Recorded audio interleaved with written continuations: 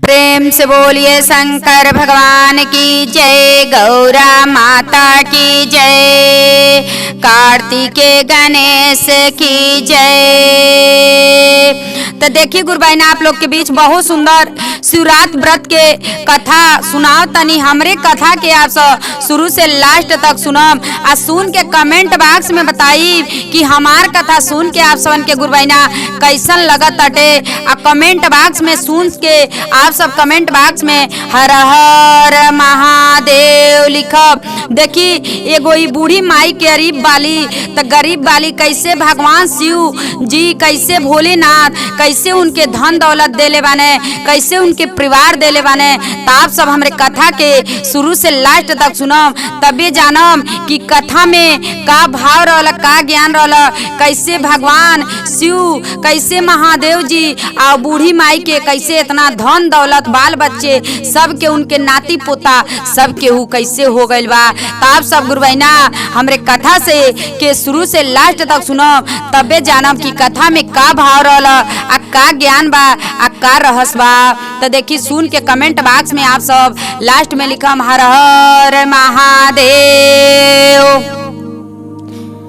देखिए गुरुबाइना एक दिन भगवान महादेव जी सोचने कि चल तनी धरती पे घूमे, चल तनी कि देखत तनी जवन आदमी बाने धरती पे धनी और गरीब के सब केहू के देखी परीक्षा लेवल। उ सोचा तने कि जा तनी अब धरती पे ही गरीब बन के चाहे कोनो भी कौसो सब केहू के हम परीक्षा ले।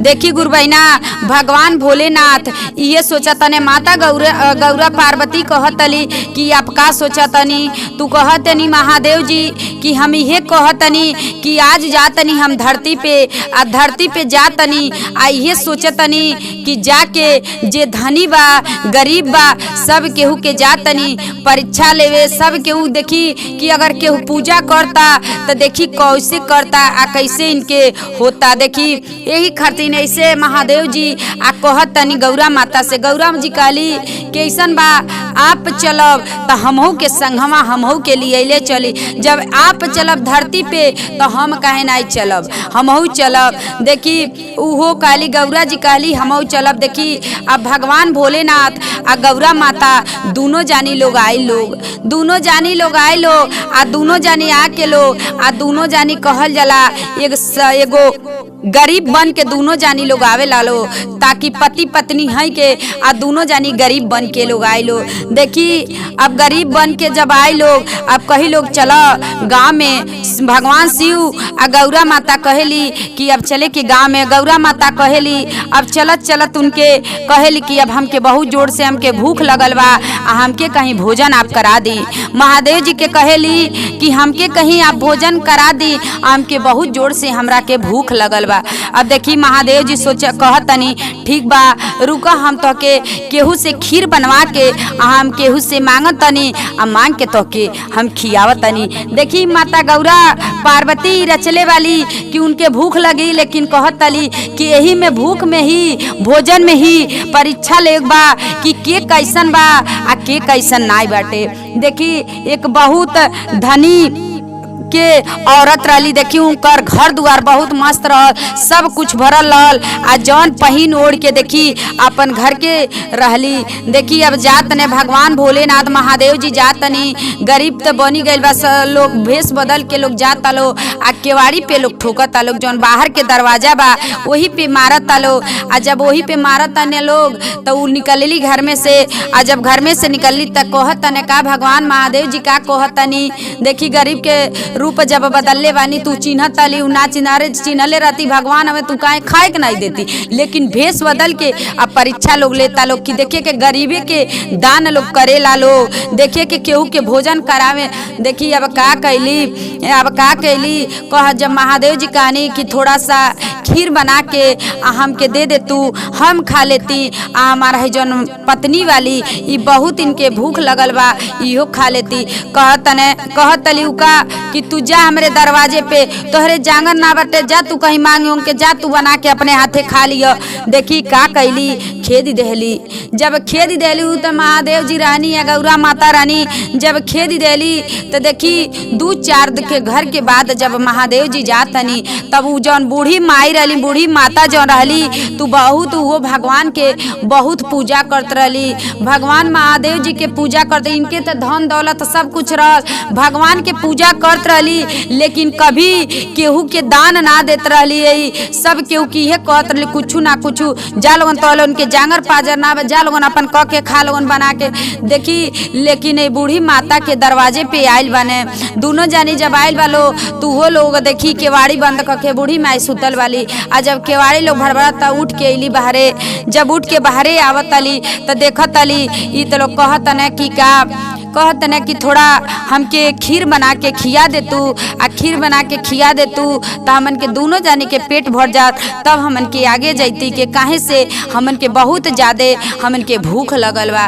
देखी अब का कहतली बूढ़ी माई, ठीक बा बैठल लोगन बैठी सबन आप सबन यहीं पे, आ हम ले आवत तनी जा तनी, आ हम ले आवत तनी। देखी अब घर में से निकलली झोला लेके आ पैसा लेके निकलत तली, झोला और पैसा अपने मड़ई में से जन टूटा मड़ई में रहत रही वही में से निकलत अली, पैसा झोला लेके निकलत अली। आ जब पैसा तो भगवान महादेव जी देखी उ रानी, उ महादेव जी रानी देखनी तो कहत तनी का कि तू कहाँ बूढ़ी मैया कहाँ जातलू, कहली कि जातनी दुकान पे जातनी, थोड़ा दूध लेके आवत तनी, चीनी लेके आवत तनी, चावल घर में बा लेकिन दूध चीनी जातनी लेके आवत तनी, तबे और सब सामान लेके आए तबे खीर बनाई न। कहने भगवान शिव का कहत तनी वेश बदल के कहत तनी ना, जाके तू अपने जाके जौन वहाँ खाना बनालू वही जाके देख सब कुछ तुहार वहाँ भरल बा। बूढ़ी माई कहतली ना हमरे किचन में कुछ ना बा, कहतने कि ना तू हमार बात माना, तू जा। माता गौरा पार्वती कहतली कि ठीक बा तू जा देखा वही जा कि तुम्हारे किचन में सब एक बार इनकर कहल भी तो मान लो। देखी अब जब बूढ़ी माई जातली तो देखतली सब कुछ किचन में पड़ल बा, बूढ़ी माई जातली तो देखतली सब कुछ किचन में पड़ल बा। अब बहुत सुंदर के खीर बनौली, आ खीर बना के आ ले आके आ देहली आ दोनों माता गौरा पार्वती आ महादेव जी खैले बानी। देखी खा के आ सब बड़ा खुश हो गइल बा। सब देखो कुछ रहल बुढ़िया के घर में कुछ रहल चाहे ना रहल, लेकिन अपने दुआर से अमन के खेदले ना वाली बलई से का हमन के वेश बदल के गरीब के ऐनी के गरीब बन के, लेकिन हमन के खेदली ना अपने घर में ले जाके बैठा के आ जौन बढ़िया से हमन के सेवा सत्कार देखे करत तली। काहे से उ बूढ़ी माई के केहू रहल ना। देखी का कहनी जब खीर खा लेनी, आ जब खीर खा के आ जब अब खड़ा हो गए बानी महादेव जी आ गौरा माता दोनों जानी। देखी अब कहतली बूढ़ी माई कहतली कि काहे आप सब जातनी, आए आप सब जाए ना 2 दिन हमरे घरे रह जाए, काहे से हम अकेले रहे नी, आ 2 दिन हमरे घरे रह जाए, हम आप सबके बनाए खियाए। देखी माता गौरा पार्वती महादेव जी कहतनी कि नाही हमन के रहे ना के, हमन के चले फिरे वाला आदमी है, अरे केहू के दुआरी पे मांगल जाला, 2 रोटी पावल जाला, अपन पेट भरल जाला। देखी कहतनी महादेव जी का वो बूढ़ी माई के का कहतनी कि तू आँखी मुन। देखी आँखी मुनवने, जब आँखी मुनवने जैसे कहतली कि इतना काहे से आँख देखी गुरबैना ऐसे मुनए उनके खाए खातिर बहुत दे देले बाने सब कुछ। अब बूढ़ी माई अपन दुख कहे लगली, कहतली हमरे केहू ना बाटे कि हम केकरे साथे रह, हमारे बूढ़े पे भी केहू सहारा ना बा हमरे कितना। तो देखी अब आँखी वही जब महादेव जी बूढ़ी माई के कहनी कि आँखी आ मुने के जब आँखी कहनी तो बहुत सुंदर के घर देले बानी। देखी काहे से भगवान कर बूढ़ी माई के टूटहा फूटा घर रहल, टूटही मड़ई रहल, बहुत सुंदर के महल देले बानी। देखी बहुत सुंदर के जब महल दे देले बानी, बूढ़ी माई आँख खोलतली तो देखतली ई तो बहुत सुंदर हमार घर हो गइल बा, सब कुछ हो गइल बाटे। देखी कहतली कि आप तो हमरे तो घर हो गइल, सब कुछ हो गइल बा, लेकिन एमे के रही, इतना बड़न घर में हवेली में के रही, हम अकेले ना रह पाए, हमरे केहू ना बा। फिर दोबारा का कहतनी महादेव जी आँख मुन, फिर आँख मुनौले बाने, आँख मुनवा के आ उनके बेटा पतोई नाती नतनी 4 जानी के सामने खड़ा कैले बने। आ जब 4 जानी के सामने खड़ा कैले बने आ जब आँखी खोलवाओ तने आँखी खोलली तो देखो तली हमरे आगे तो 4 जानी लोग खड़ा बा।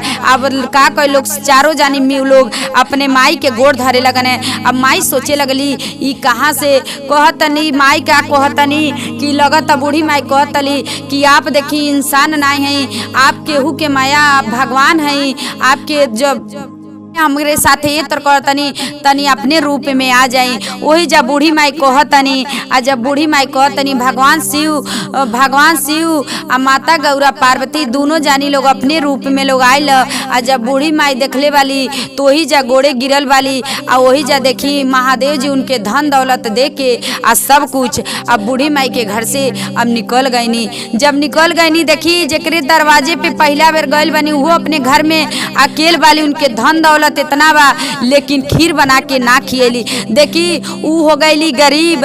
जब ऊ हो गईली गरीब अब देख तली आओ तली तो कह तली बूढ़ी माई से कैसे तो के इतना धन हो गए, तुहार तो टूट ही मड़ई रही थी। कह तली कि नहीं भगवान महादेव जी आयल रहनी आ वेश बदल के आयल रहनी, हमसे खीर मंगनी खाए के तो हम वहाँ के खीर खियौनी आ खीर खियौनी उहे सारा हमके ई धन दौलत ई माता गौरा पार्वती आ महादेव जी ही मिल के हमके दोनों जानी लो देहले बाटे लो। देखी दोनों जाने लोग देले बाबी हो लालच में। अब वही कहली कौने रोडे से माता गौरा पार्वती या भोलेनाथ कौने रोड पे गईनी है, वो बतौली बूढ़ी माई है ये रोड से सब गई आ ये रोड ध के तू जा। देखी अब लालच में तो दौड़त के जात तली आ दौड़त के जाके आ महादेव जी के गोड़े पे गिरत तली। महादेव जी कहतनी उठ, कहतली कि हमके काहे हम गरीब हो गईनी और उनकरे कुछ ना रहल इतना धन दौलत रहल, कहने कि देखा हम तोहरे दरवाजा पे गईनी तो खीर मंगनी तो तू गरीबे के ना दान कैलू और उनके कुछ ना रहल,